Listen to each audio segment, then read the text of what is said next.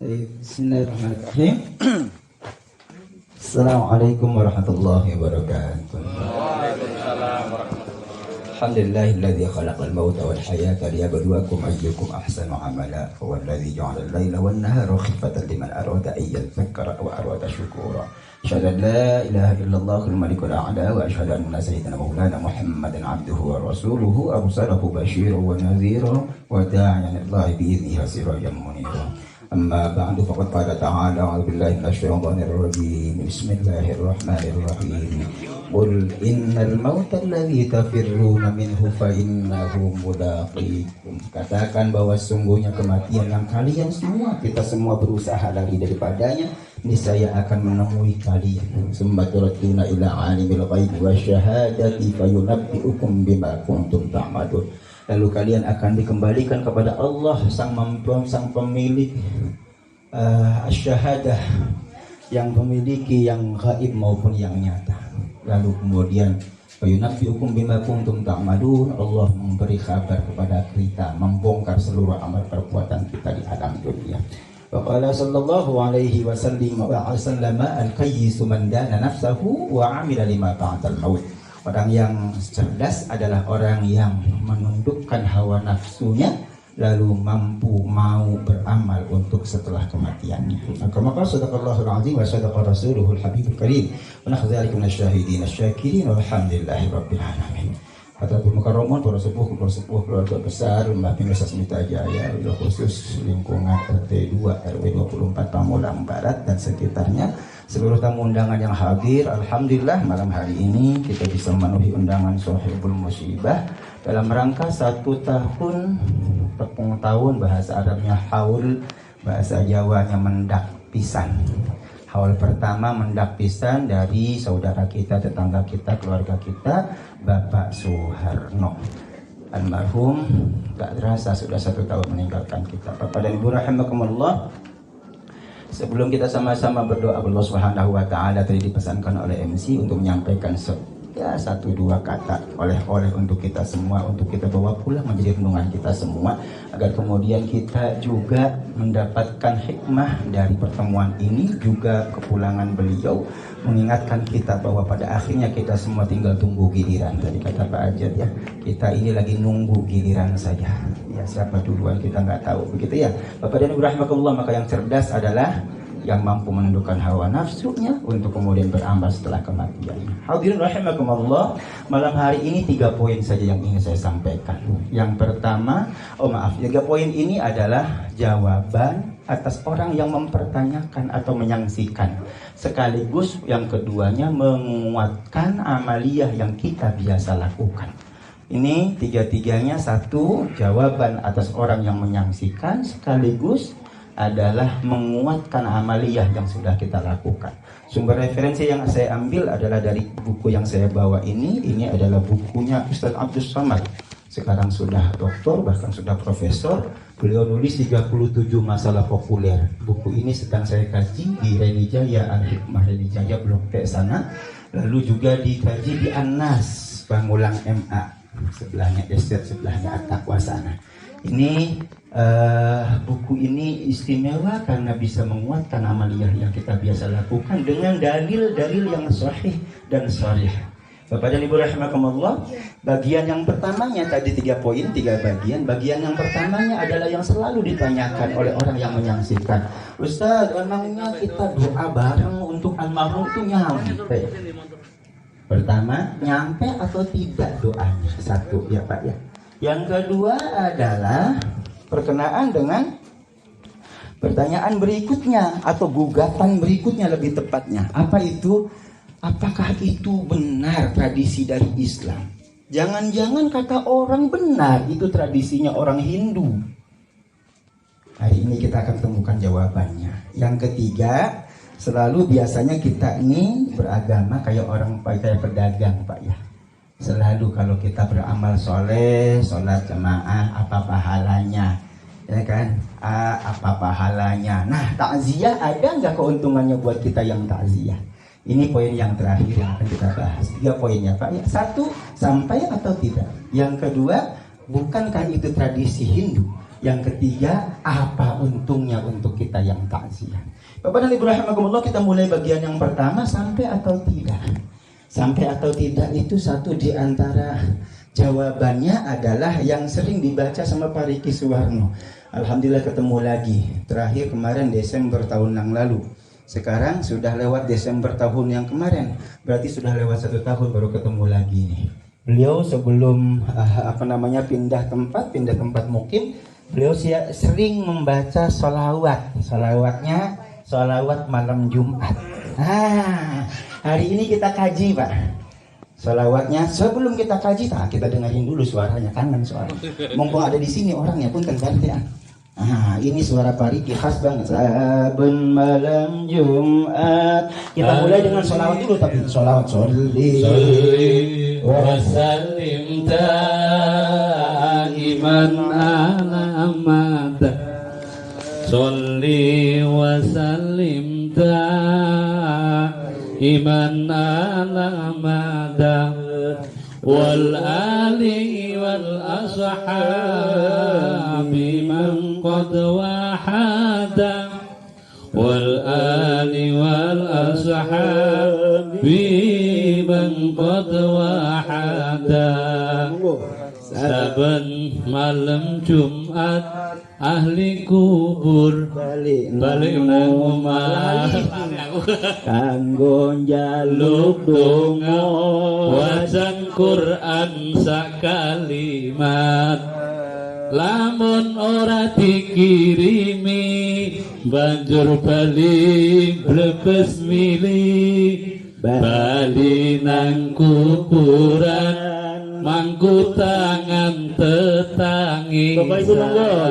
Sholli wa sallim daiman ala madam. Sholli wa sallim daiman ala madam. Wal ali wal ashabi man qad wahada. Wal ali wal ashabi man qad wahada. Kebacut temenan ger anak turunku.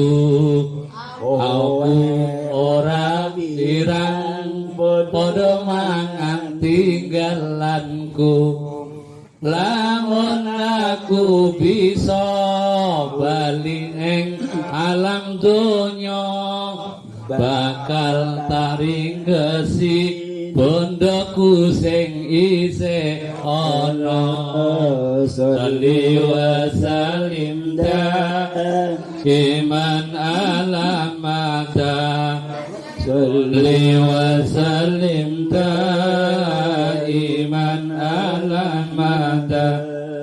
Wal ali wal ashabi man qad wahada. Wal ali wal ashabi man qad wahada. Masyaallah, siap malam Jumat ahli kubur balik ke rumah. Ini karena nggak semuanya orang timur kan, sebagian orang barat nih. Jago-jago bahasa Inggrisnya. Orang barat soalnya kan. Tiap malam Jumat ahli kubur balik ke rumah untuk minta doa bacaan Quran meski sekali. Kalau tidak dibacakan lalu mereka balik nangis apa berbes milih apa? Nangis. Sedih gitu ya. Mangku tangan tetangisan sampai pulang ke kuburnya lagi. Lalu ini Bapak Ibu rahimakumullah, ayat apa? Ayat bait yang kedua. Kebacut temenan ge aduh nelongso. Kebacut itu sudah terlanjur. Anak-anak turunku kowe orang wirang mangan tinggalanku, nggak malu rebutan warisan almarhum. Lamun aku iso balik neng alam dunia, kalau saja saya punya kesempatan untuk kembali ke alam dunia, bakal tak ringkesi, tak kukut semua dah. Dunyaku bondoku sing isi. Masya Allah. Bapak Ibu rahimakumullah, Saya cari sumber referensinya, ini ternyata sumbernya dari kitab namanya I'anatul Thalibin. Apa tadi namanya? I'anatul Thalibin. I'anatul Thalibin itu apa? I'anatul Thalibin itu adalah kitab yang menjelaskan Fathul Mu'in. Fathul Mu'in itu apa? Fathul Mu'in itu adalah kitab fikih level tinggi yang biasa diajarkan di pesantren-pesantren tradisionalis. Mulai dari yang paling awal namanya Safinatun Najah, naik namanya Sulamun Najat, naik lagi Sulamut Taufiq, naik lagi Fathul Qarib, naik lagi namanya Fathul Mu'in. Level yang ke-5. Penjelasan Fathul Mu'in namanya I'anatul Thalibin. Kitabnya ada sampai sekarang jejaknya. Bapak dan Ibu rahimakumullah, memang riwayat ini bukan hadis. Ini adalah ibrah, pelajaran, nasihat untuk kita. Digambarkan seakan-akan kalau ibu hari ini dan doyan nonton sinetron tuh nggak beneran. Itu ya, itu gambaran. Jangan kemudian dituntut mana Al-Qur'annya, mana hadisnya. Enggak, ini memang riwayat, memang ibrah, pelajaran seperti sinetron. Apa endingnya? Sebagai rahmatullah, meskipun ini bukan hadis, tapi nilai yang dikandungnya adalah birrul walidain, bakti kepada kedua orang tua. Itu sejalan seiring dengan Al-Quran maupun hadis. Ya Pak ya. Jadi jangan ditelan mentah-mentah redaksinya, tapi ambil hikmahnya, ambil pesannya untuk bakti kepada orang tua. Bapak dan Ibu rahimakumullah, tadi disampaikan datang ke rumah untuk minta doa dari keluarganya, ahli warisnya gitu. Hai Pak Bu, apakah nyampe pertanyaannya? Dijawab oleh Ustaz Abdul Somad, ada 4 poin minimal yang disampaikan. Yang pertama, konkretnya ada, semuanya bersumber dari hadis Nabi SAW dan derajatnya sahih. Yang pertama adalah haji. Haji, bolehkah kita menghajikan orang tua? Satu saat ada seorang sahabiyah, sahabat perempuan, dari satu kampung Pak, datang kepada Nabi, ya Rasulullah, dulu ibu saya pernah nazar pengen berangkat haji, nggak kesampaian umurnya. Halo, sebab antriannya 30 tahun Pak sekarang. Halo, udah gitu yang dulunya 35 juta sekarang 70 juta. Pada nyimak nggak nih? 70? 69, 70 juta. Naik lagi sekarang. Ya nggak apa-apa lah, yang penting bisa kebayar dah. Pusing amat, gak usah dipikirin, yang penting dibayar. Baik, rahmatullah. Kata perempuan ini, sahabiah ini, ya Rasulullah, apa hujjah anha, bolehkah aku menghajikan beliau ya Rasul? Nabi katakan, utang kepada Allah lebih berhak untuk dibayar daripada hutang kepada manusia. Kalau ibumu punya hutang kepada manusia, boleh nggak dibayar? Wajib nggak dibayar? Wajib ya Rasul. Hutang kepada Allah lebih berhak untuk dibayar. Maka hajikan dia. Satu, haji. Yang kedua adalah puasa. Bapak Ibu rahimakumullah, satu saat ada dari Aisyah sumbernya kali ini. Tadi hadisnya sahih Pak ya. Riwayatnya banyak, ada riwayat yang Bukhari dan yang lainnya. Lalu yang kedua adalah tentang puasa. Aisyah radhiyallahu anha pernah menyampaikan satu hadis, man mata wa alaihi syiyam shoma anhu waliyuhu. Kalau ada orang yang meninggal dunia, dia masih punya hutang puasa, maka puasanya boleh digantikan oleh keluarganya, oleh ahli warisnya. Ini referensi yang kedua, bahwa amal ibadah orang yang hidup bisa ngecas pahalanya kepada yang sudah meninggal dunia. Satu, haji. Yang kedua, puasa. Yang ketiga, sedekah Bapak. Maaf, yang ketiga kurban. Kurban dulu deh. Yang ketiga, kurban. Bolehkah kita berkurban untuk orang lain yang sudah meninggal dunia? Banyak hadisnya. Satu di antaranya adalah Nabi SAW berkurban ketika dalam kondisi sempit. Beliau berkurbannya nggak satu tapi dua ekor kambing kibas gede banget begitu, yang bagus banget, gimbal banget, lebat banget, gemuk banget, kepalanya, tanduknya gede banget begitu. Pokoknya serba hebat, serba bagus. Nabi kemudian meniatkan yang dipotong pertama kali, hadza min ummati, korban ini dari umatku. Nabi berkurban untuk kita semua Pak. umatnya Nabi SAW. Berarti kita boleh beramal untuk orang lain. Satu saat Nabi SAW sepeninggal dunia, Nabi pernah dikirimi korban. Oleh siapa? Oleh menantunya Sayyidina Ali. Sayyidina Ali karramallahu wajhah setelah meninggalnya baginda Nabi SAW pernah bawa 2 ekor kambing sangat besar, kemudian ditanya oleh panitia, ya Sayyidina Ali ini buat siapa? Kata Sayyidina Ali, satu buatku, satu lagi buat mertuaku baginda Nabi Muhammad SAW. Nabinya sudah nggak ada, Pak. Berarti korban untuk yang sudah meninggal boleh sampai pahalanya. Kok yakin sampai pahalanya Pak Ustaz? Kalau nggak nyampe pahalanya Nabi nggak mungkin nyontohin. Ngapain Nabi mengamalkan sesuatu yang sia-sia? Berarti pasti sampai pahalanya. 3. Yang keempat adalah sedekah. Sedekah orang yang masih hidup itu sampai pahalanya kepada baginda Nabi SAW. Hadisnya kali ini Hasan riwayat Imam Nasai. Ya Rasulullah SAW, inna ummi matat.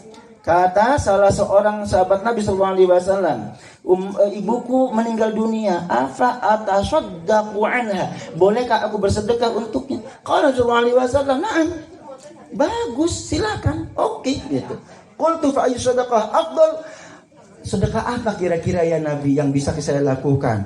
Saqyul ma, kata Nabi, ngasih minum. Kasih minum doang Pak, itu bagus. Apalagi ditambah dengan jeruknya, ditambah dengan salaknya, ditambah dengan kue-kuenya, Masya Allah tuh. Halo, kasih minum aja udah bagus. Apalagi ada plus-plus-plusnya.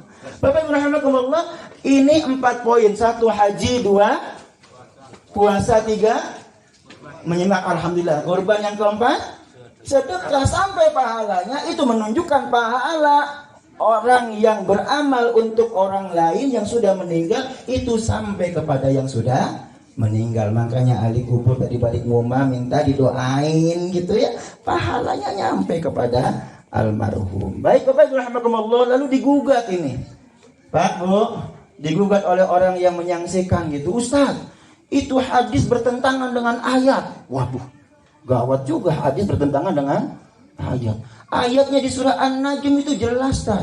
Apa itu? Wala taziru waziratu wizra ukhra. Pendosa tidak akan mendapatkan limpahan dosa dari orang lain yang berdosa. Wa alaisa lil insani illa ma sa'a. Manusia hanya akan mendapatkan hasil karyanya saja selama hidup di alam dunia. Kalau sudah mati selesai udah Ustaz. Enggak ada lagi ngirim-ngirim gahala.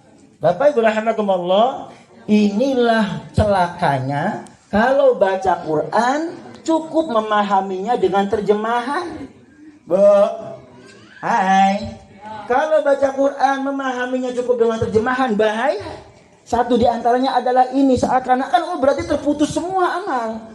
Tidak ada lagi orang yang bisa mengirimkan pahala, karena wa alaisa lil insani illa ma sa'a. Tidak ada yang dihasilkan oleh orang kecuali hasil karya perbuatannya selama hidup di dunia. Kalau sudah meninggal, selesai semua. Lalu dihubungkan dengan hadis yang lain, idza mata adama inqata amaluhu illa min salas. Semua terputus amalnya kecuali 3 hal. Shadaqah jariyah, ilmun yuntafa'u bihi, aw waladin shalihan yad'u lahu. Itu hadisnya. Hadisnya benar, Pak, cuma memahaminya serampangan. Ayatnya benar, cuma memahaminya keliru. Karena apa? Enggak pakai metode, enggak punya tafsir. Bapak Ibu rahimakumullah, ayat tadi menyatakan bahwa setiap kita hanya akan mendapatkan hasil karya kita. Yes. Tapi ketahuilah bahwa hasil karya kita selama hidup di dunia ini termasuk di antaranya adalah amal soleh yang kita contohkan di alam dunia. Nabi katakan di hadis yang lain, man sanna sunnatan hasanatan falahu ajruha wa ajru man amila biha min ba'dihi min ghairi an yanqusa min ujurihim syai'an. Siapa yang melaksanakan satu kebaikan, kebaikan ini dicontoh oleh orang lain, maka orang yang melakukannya di belakang dia setelah meninggalnya itu masih ngirimin pahala kepadanya. Bu, susah amat ngirimin pahala kepada orang yang meninggal dunia. Hari ini kita mengenal MLM, multi level marketing. Upline kita dapat poin, dapat keuntungan dari kerja downline-nya.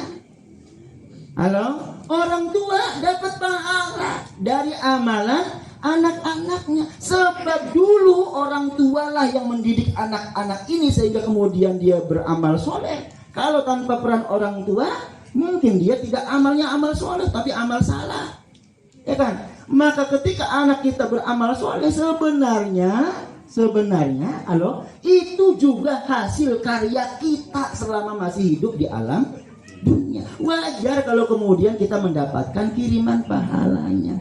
Maka kalau kemarin kita sudah mengenal MLM, multi level marketing, hari ini kita mengenal MLP, multi level pahala. Pahala tuh ngecas naik ke upline kita. Dan itulah dahsyatnya guru, ustaz, kiai, ulama ya. Karena amal yang yang dilakukan, diajarkan itu ngecas terus pahalanya sampai walaupun sudah tiada orangnya. Bapak dan Ibu rahimakumullah, ini luruskan pemahaman kita tentang ayat surah An-Najm tadi, sekaligus ayat tadi, hadis tadi begitu, sehingga kita tidak keliru memahaminya seakan-akan semua putus setelah kita meninggal dunia. Bapak dan Ibu rahimakumullah, ini bagian yang pertama, berarti semua amal masuk sampai kepada almarhum almarhumah. Bagian yang kedua nggak berpanjang-panjang. Bapak Ibu rahimakumullah, Ustaz, ada tuduhan ini tradisi Hindu. Dulu orang Hindu yang bikin begini-gini aneh. Lalu diikuti oleh umat Islam. Konkretnya gimana? Itu di Arab nggak ada. Yang ada di Indonesia doang. Jawa khususnya. Jawa dulu Hindu Buddha. Oh pantas warisan Hindu. Bapak Ibu rahimakumullah, orang ini kelihatannya kurang referensi, nggak baca lebih dalam. Pak, Bu, sekarang kita bedah, Pak. Ternyata riwayat tentang mengirimkan pahala kepada orang yang sudah meninggal dunia itu berada pada 12 tahun Hijriyah. Dua sumber utama, namanya satu Imam Tawus di Yaman. Yang kedua namanya adalah, saya sebutkan orang perseorangnya. Yang keduanya namanya adalah Ubaid bin Umair. Imam Ubaid bin Umair di mana? Al-Makki, asli orang Mekah. Halo Bu, ada di Yaman namanya Imam Tawus. Yang kedua Ubaid bin Umair di Mekah. Kapan mereka lahir? 12 Hijriah, 2 tahun sepeninggal Nabi. Siapa berarti mereka golongannya? Mereka golongan salaf karena masuk level tabi'in. Gak ketemu Nabi, berguru kepada para sahabat. Apa kata mereka? Imam Tawus mengatakan, ini dia Bapak Ibu rahimakumullah. Sumbernya dari Imam Ahmad bin Hanbal. Imam Ahmad bin Hanbal dalam kitab Az-Zuhd, Hashim bin Qasim Al-Ashja'i. Ulangi, Imam Ahmad bin Hanbal mendapatkan riwayat ini dari Hashim bin Qasim. Hashim bin Qasim dapat dari Al-Ashja'i. Al-Ashja'i dapat dari Sufyan. Sufyan Ats-Tsauri dapat dari Tawus. Kata Tawus, tabi'in senior ini, beliau mengatakan mayit itu diazab di alam kuburnya. Mayit itu dicoba, diuji di alam kuburnya selama 7 hari. Maka bersedekahlah untuknya selama 7 hari itu. Jadi 1, 2, 3 sampai 7 hari itu bukan kata orang Hindu, tapi kata Imam Tawus. Kapan beliau lahir? 12 Hijriah, 2 tahun sepeninggal Nabi. Termasuk kalangan siapa? Tabi'in. Halo Pak? 1. Yang kedua adalah lahirnya bareng nih. Tahun yang kedua 12 abad. 12 Hijriah. Bapak Ibu rahimakumullah, lalu yang menyebutkan 40 hari itu siapa? 40 hari itu sumbernya dari Ubaid bin Umair Al-Makki, yang ulama Mekah, masuk levelnya tabi'in, muridnya sahabat Nabi SAW. Beliau mengatakan kalau 7 hari itu yang baik-baik, yang soleh-soleh, mungkin masih ada dosanya. Kalau yang lebih banyak dosanya, banyak durhakanya, apalagi pernah munafik misalnya, maka dia diuji di kuburnya 40 hari. Siapa yang bilang? Ubaid bin Umair. Tokoh besar, ulama besar di masanya, kalangan tabi'in senior, ya. Di mana tinggalnya? Mekah. Bapak Ibu, jadi bukan kata orang Hindu, ini dari sumbernya dari tabi'in, pengikutnya sahabat, pengikutnya Nabi Shallallahu Alaihi Wasallam. Ini sejarahnya, faktanya. Kemudian yang kedua, yuk kita komparasikan sih. Kalau ada orang bilang ini tradisi Hindu, yuk kita cek. Orang Hindu sekarang di Indonesia masih ada, di Bali sana. Orang Hindu di dunia ini masih ada, di India sana. Ada enggak? Bapak pernah nggak nyaksikan orang Hindu di Bali tahlilan? Tak ada ceritanya orang Bali tahlilan. Halo? Lalu bagaimana mengklaim bahwa ini tradisi Hindu? Orang India ada tahlilan nggak? Ada ceritanya orang India dibakar, di ngaben malahan. Ya Pak rahmatullah. Jadi ini murni dari Islam. Justru kebalikannya, kalau Bapak baca lagi riwayatnya lebih dalam, justru kebalikannya. Karena kebaikan yang kita lakukan untuk almarhum, almarhumah, dengan cara kita mendoakan almarhum, almarhumah ini, kemudian dicontoh oleh orang di luar Islam. Ini poin yang kedua. Terakhir, lalu apa untungnya? Biasa kita amalnya amal pedagang ya. Apa untungnya untuk kita? Bapak yang dimuliakan, saya sampaikan hadisnya. Sallallahu alaihi wasallam, Nabi sallallahu alaihi wasallam pernah bersabda, "Ma min mu'minin yu'azzi akhahu bi musibatin." Tidak ada orang beriman takziah kepada saudaranya yang terkena musibah, illa kasahullahu subhanahu, kecuali Allah memberikan baju kepadanya, min hulalil karamah, dalam bentuk kemuliaan. Allah akan berikan kepadanya baju kemuliaan yaumal qiyamah, pada hari kiamat. Saya ulangi, ma min mu'minin, tidak ada orang beriman yu'azzi akhahu bi musibatin, bertakziah kepada saudaranya yang terkena musibah, lalu illa kasahullah, kecuali Allah berikan kepadanya baju min hulalil karamah, dalam bentuk kemuliaan yaumal qiyamah, pada hari kiamat. Kira-kira kalau kita dikasih baju kemuliaan di hari kiamat, kita di surga atau neraka, Pak? Pantas gak orang di neraka dikasih baju kemuliaan? Porok lagi digebugin. Kalau kita dikasih baju kemuliaan berarti surga. Sababia kita senang takziah kepada saudara kita yang berkena musibah, Allah anugerahkan kepada kita limpahan anugerah yang luar biasa sampai kita pantas masuk surga.